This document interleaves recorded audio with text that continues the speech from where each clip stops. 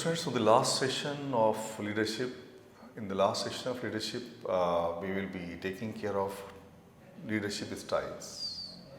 Students, leadership style is a leader's style of providing direction, controlling, implementing, and motivating the subordinates working under him. Here, the style of leader becomes more important because the way a leader handles his subordinates is the most important role that he plays in the organization. Students, on the basis of on different basis, the leadership styles have been studied. For example, leadership style based on authority retained, based on the task versus people emphasis, based on the assumption about people, based about Likkert's for style and entrepreneurship leadership style. Let us see these all one by one. First of all, we look at the authority retained. Leadership based on the authority retained. We find, students, this is the most powerful form of leadership, where we find three things. Based on the authority retained by leader, there are three things: authoritarian, democratic, and laissez-faire, that is free reign. In this democratic authority can be further divided into two parts, that is the consultative and persuasive. This style of leadership was propounded by Levin, and in 1939 he found that this a very important style of leadership. Let us see one by one what these styles are, which are based on the authority retained by a leader. Students, as I already mentioned, that authoritarian, autocratic style or authoritarian style of leadership is simply a kind of instruction giving style where leader says, do this. Democratic style is different, where leaders say, what do you think we should do? And in case of laissez-faire, leaders say, do this or that as you see fit. So students, these are the three important things that need our focus here, and we just will have you, I just want to tell you that in all these styles, this is the way that the leader treats his subordinates. If you look at the autocratic or authoritarian style of leadership, we find that under this kind of style, all decision making powers are centralized in the leader, as well as dictator leaders. They are called the dictators also. They do not entertain any suggestion or initiative from anybody. The autocratic management has been successful as it provides strong motivation to the managers. It permits quick decision making, as only one person decides for the whole of the organization. And apart from this, in this kind of style, there is a high degree of dependency on the leader, and may be valuable in some types of businesses where decisions need to be made quickly and decisively. Students, when we look at the advantages and disadvantages of the autocratic leadership style, we find that there are several advantages of the autocratic style of leadership, where we find that it provides for quick decision making, it provides subordinations like the work under centralized authority, and also confidential matters can be kept secret in this kind of style, and these less competent subordinates are required in this kind of style. The disadvantage side, if we look at, we find that the subordinates are not informed about what they are asked to do for a particular work. Subordinates are forced to follow the instructions and directions, and there is a lot of dependency upon the efficiency of the leader. If the leader is efficient, it's okay. If it's not efficient, then the work will suffer. And students, there is a creative lack of creativity, and also students, the problem of continuity arises in this kind of leadership. Students, another style of leadership is the participative or democratic style of leadership. This is divided into two parts, consultative and persuasive. As the name indicates itself, it is a kind of participative kind of activity, participative kind of way of getting things done. Students, the process is such that the leaders consult before taking decisions. It is called consultative decision making. And leaders take decisions and seek to persuade others that the decision is correct. It's called persuasive style. Both of these styles are democratic styles of leadership, which favors decision making by the group, not by the individuals.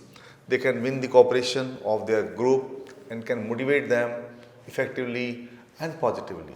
Decisions of the democratic leaders are not unilateral, as they are not autocrat. In case of autocracy, you have seen that they are the sole person responsible for any decision, and as such, all decisions arise from consultation with the group members and all those who are involved in the process of discussion. Students, now we can also have a look at the various advantages and disadvantages of the democratic style of leadership. When we look at the advantages of the democratic style of leadership, students, we find that it fits almost to every business. Every business almost uses this kind of model because they want to seek cooperation.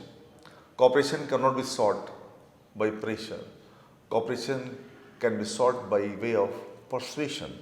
Students, it often has solutions for difficult kind of problems which may arise at the place of work, and it promotes a creative kind of environment wherein we find that strong teams are promoted. On the other hand, students, there are some issues relating to the democratic mode of leadership where we find that it tends to become apologetic. It is time consuming, it takes long to process decisions, and it can be seen to be uncertain because of the role being played by a large number of people. Students, after this, another style of leaders which is also very important to discuss is the laissez-faire or the free rein style. A free rein or the laissez-faire leader does not lead basically, but leaves the group entirely to itself. Such a leader allows maximum freedom to subordinates, that is, they are given a free hand in deciding their own policies and methods.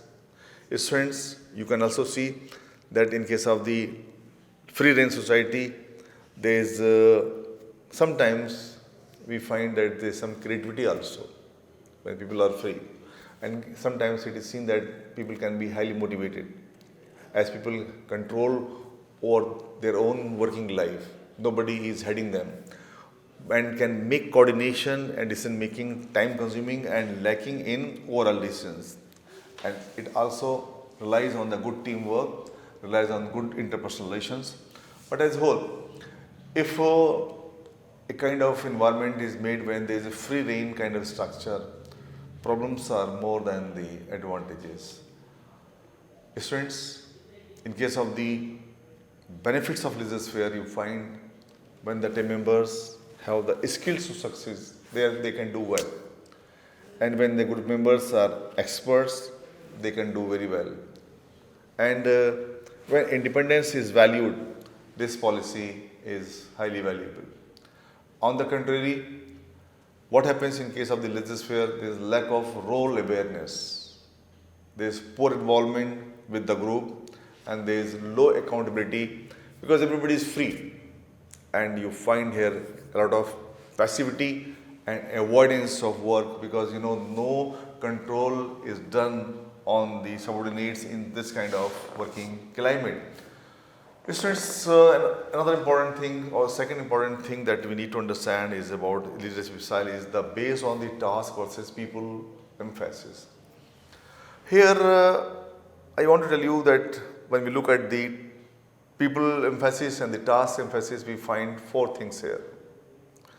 When it is people emphasis, we find high relationship and low risk, low task.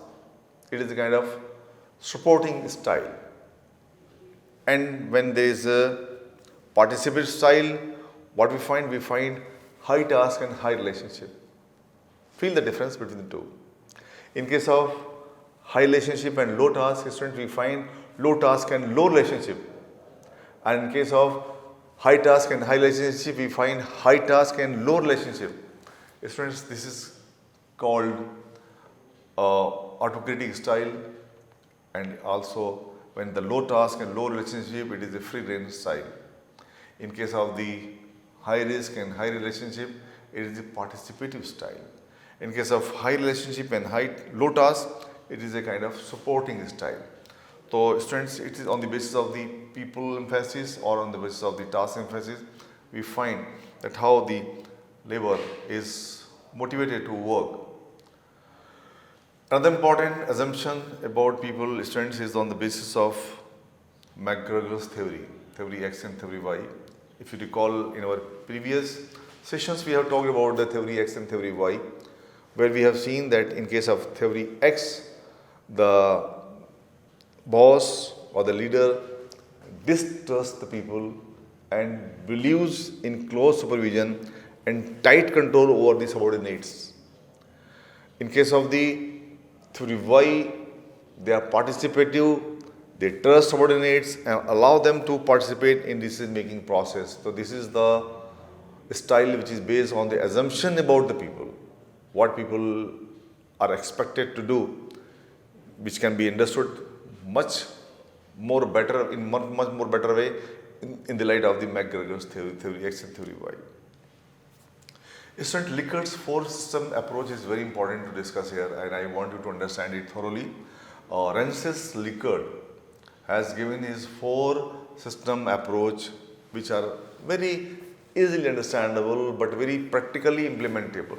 These are the benevolent authoritarian, consultative, exploitative authoritarian, and participative. Benevolent, exploitative, consultative, and participative. Let us see what these are. Students, exploitative authoritarian is simply about a kind of relationship where the responsibility lies in the hands of people at the upper echelons of the hierarchy. The superior has no trust and confidence in the subordinates. The word exploitative indicates its meaning that the decisions are imposed on the subordinates and they do not feel free at all to discuss things about the job with their superiors. There is no freedom to them. The teamwork or the communication is very little and the motivation is based on the threats, where we find nothing but exploitation. Another important approach of Lickert is the benevolent authoritarian. Students, in case of the benevolent authoritarian, the responsibility lies at the managerial levels but not at the lower levels of the organizational hierarchy. The superior has condescending in confidence and trust in subordinates. What you call is the master-slave relationship. Here again, the subordinates do not feel free to discuss things about the job with their superiors. The teamwork or communication is very little and motivation is based on the system of rewards. Third category is the consultative role that the leaders play. Students, here the responsibility is spread widely through the organizational hierarchy. The superior has substantial but not complete confidence in subordinates. Some amount of discussion about job related things takes place between the superiors and the subordinates.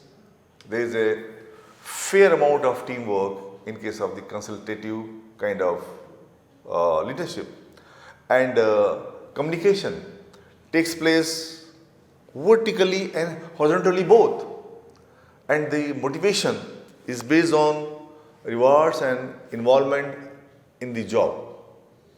Students, one more type of Likkert's style of leadership is that is called the participative. The word participative indicates its meaning very clearly. It means that responsibility for achieving the organizational goals is widespread throughout the organizational hierarchy. There is high level of confidence that the superiors have in their subordinates, and this is a high level of teamwork, communication and participation in the organization. Students, the next style of leadership is the entrepreneurship leadership style. The entrepreneurship leadership style is such where a heavy task orientation combined with a very direct approach to giving instructions to the employees is taken into consideration. Here, a charismatic personality that inspires others to do business with them. And here, we find a much stronger interest in dealing with the customers and the employees in the organization, and a strong dislike, mind you, a strong dislike for bureaucratic rules and regulations in the organization, and also anxiety to consolidate business gains as quickly as possible. This kind of style, which is having a heavy task orientation combined with a very direct approach to giving instructions to employees, is called entrepreneurship leadership style. Students, after entrepreneurship leadership style, we are going to have a quick look at the other leadership styles which we find sometimes in some organizations. Regarding other leadership styles, we can talk about the bureaucratic style, coercive style, paternalistic style, transactional and transformational leadership style. First of all, look at the bureaucratic style. In case of the bureaucratic style of leadership, managers manage by the book. Mind you, book means rules. Everything must be done according to the procedure or the policies. Everything should be done as per the rules and regulations. And if it is not covered by the rules and regulations or by the book, the manager refers to the next level after him or her for decision making purposes. And in this kind of category, I want to tell you that the police officers are more than leaders. Coercive style of leadership, students, is one where the power from a person's authority to punish is seen. It is most obvious type of the power that a leader has, that is called coercive power. And the good leaders use coercive power only as a last resort, because after this, nothing is left, nothing is available. Just contrary to the coercive leaders, students, there is a paternalistic leader. The paternalistic word is about the patronage to the subordinates. And here, students, the leaders act like fatherly figure. Paternalistic leaders make decisions but may consult with their subordinates, and they believe in the need of the staff support. They don't believe in doing things independently. That's why they are called paternalistic leaders. Students, then comes the transactional leadership style. This is also a very common, very important style of leader, where we find that this style motivates followers by appealing to their own self-interest. It is a process of motivating the employees by the exchange process.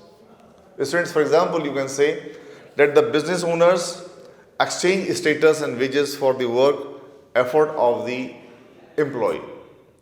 Focus on the accomplishment of task and good workers relationship in exchange for desirable rewards. Second thing, students, is about the encourage leaders to adapt their style and behavior to meet expectations of follower. So it is a kind of transactional way of influencing the people, where the leaders motivate their followers by appealing to their own self-interest, and that's why we call it as the exchange process in case of the leadership. Another important category, students, which is closely linked with the transactional leadership, is the transformational leadership. Students, here from transformation we find the leaders who are charismatic and visionary. They inspire followers to transcend their self-interest for the organization. They appeal to followers' ideals and values in the organization.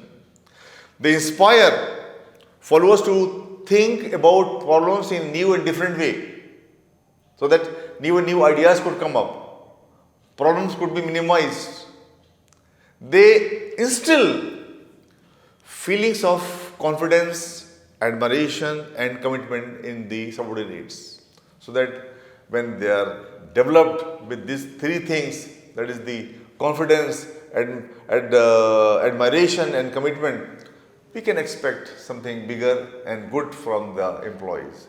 Students, the transformation leaders stimulate the followers intellectually, arousing them to develop new ways to think about the problem. They use the contingent rewards to positive reinforcement. They use contingent reward to positively reinforce desirable performance in the organization. And they believe in the flexibility and innovation in the organization. That is why they are called as the transformational leaders. Students, now I want to tell you about some factors which affect the leader's style. Factors affecting the style consist of risk, type of business, how important change is, organizational culture, and lastly the nature of the task. Risk, students, about the risk I can tell you that decision making and the change initiatives based on the degree of risk involved is something that has an impact on the leadership style. Also, whether it is a creative business or supply driven business, these are only two possibilities of business. So what kind of business is there? That has always an impact on the leadership style. And students, whether change or for change's sake,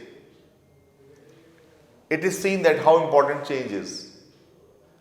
And the organizational culture may be long embedded and difficult to change.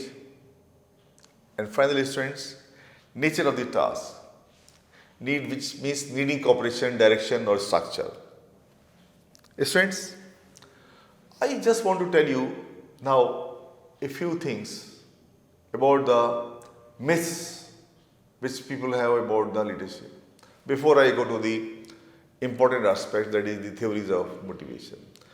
Students, education leaders degrees may be or may mean that you have a good education, but it does not necessarily mean that you are a good leader.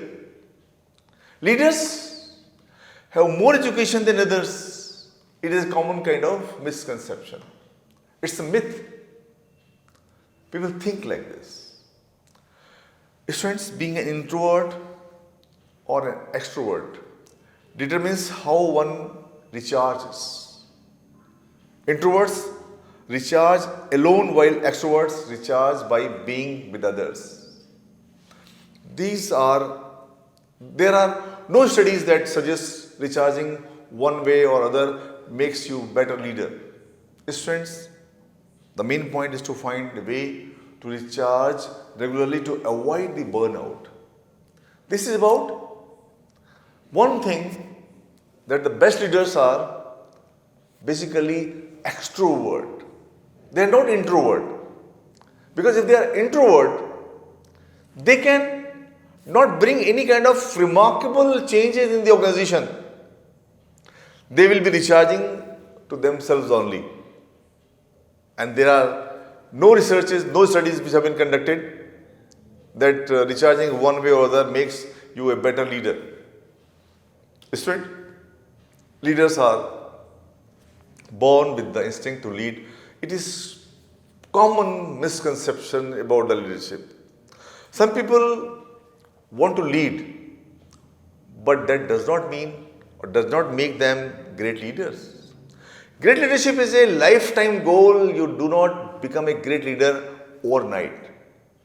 Yes, friends, leaders also work hard like any other in an organization. Leaders, people think they are smarter, not harder. Being smarter, being harder is a very important point to think over. Leaders also work hard like any other person who is working in the organization. Yes, friends, leaders are not to control but to manage and organize people for the accomplishment of the goal. Means that leaders are born to control, and it is their role to control the system in the organization. And students, now after discussing this styles of leaders, in the next session we will talk about the leadership theories.